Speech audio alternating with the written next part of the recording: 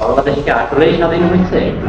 ভারতের মানুষ ডাইকে এনে তাদেরকে খাওয়াচ্ছে বিরিয়ানি, আর আমরা বাংলার মানুষ যারা আছি আমরা খাচ্ছি পান্তা ভাত। বাংলাদেশের মতো ছোট্ট একটা দেশ, সেইখানে ভারতের 26 লক্ষ মানুষ চাকরি করতেছে।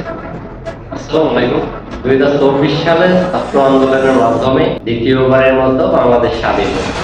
আমরা সবাই মানতেছি এবং এই বিষয়টা নিয়ে উদযাপন করতেছি যে বাংলাদেশ স্বাধীন, বাংলাদেশ স্বাধীন। কিন্তু আমার ছোট্ট একটা প্রশ্ন বাংলাদেশের মানুষের কাছে, বাংলাদেশ কি আসলেই স্বাধীন হয়েছে?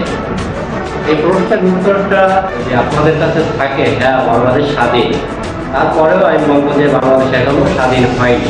বাংলাদেশের মতো ছোট্ট একটা দেশ, সেইখানে ভারতের 26 লক্ষ মানুষ চাকরি করতেছে বিভিন্ন পেশায়, বিভিন্ন কর্মস্থানে, সরকারি বেসরকারি বিভিন্ন উচ্চ পদস্থানে তারা চাকরি করতেছে। অথচ বাংলাদেশে লক্ষ লক্ষ মেধাবী শিক্ষার্থী আছে যারা, তারা কোথাও কোনো চাকরির ভালো কোনো প্ল্যাটফর্ম পাচ্ছে না।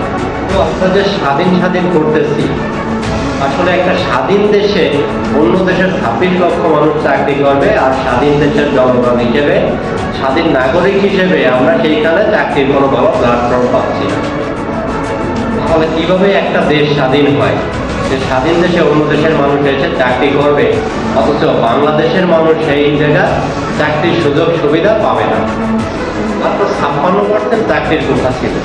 সেই 56% কোঠা নিয়ে যখন এত বড় আন্দোলন করে দেশের অনেক মানুষের জীবনের বিনিময়ে, ছাত্রদের জীবন এবং সাধারণ মানুষ বা পুলিশ যারা আছে এদের জীবনের বিনিময়ে 2024-এ এই ছাত্র আন্দোলনটা সফল হয় এবং আমরা বাংলাদেশকে দ্বিতীয় স্বাধীন বলে ঘোষণা করতেছি। বাংলাদেশে ভারতের যে 26 লক্ষ মানুষ চাকরি করতেছে, বাংলাদেশ তাদের বেতন দিচ্ছে। এই বেতনটা যাচ্ছে কোথায়? ভারতে যাচ্ছে। ফ্যামিলি ভালো থাকলে কারা কারা থাকতেছে? ভারতের মানুষজন, ভারতের 26 লক্ষ মানুষ ভালো থাকতেছে। অথচ এই সমস্ত ক্ষেত্রে যদি বাংলাদেশের 26 লক্ষ শিক্ষিত সমাজ বা শিক্ষিত যুবক যারা আছে এরা যদি চাকরি পেত, তাহলে 26 লক্ষ ফ্যামিলি ভালো থাকতো, 26 লক্ষ পরিবার স্বাবলম্বী হতো। অথচ সেইটা না করে আমরা খাইতে পারতেছি না, আমরা মেহমানদারি করতেছি ভারতের মানুষ ডাইকে এনে। ভারতের মানুষ ডাইকে এনে তাদেরকে খাওয়াচ্ছি বিরিয়ানি, আর আমরা বাংলার মানুষ যারা আছি আমরা খাচ্ছি পান্তা ভাত।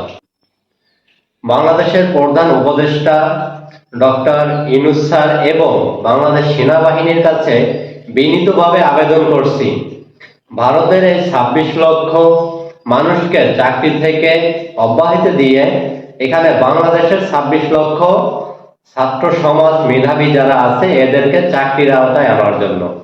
তাহলে বাংলাদেশ একটি উন্নয়নশীল দেশে পরিণত করা সম্ভব হবে। আর এটা যখনই সম্ভব হবে তখনই আমার মনে হয় যে বাংলাদেশ আবার স্বাধীন হবে।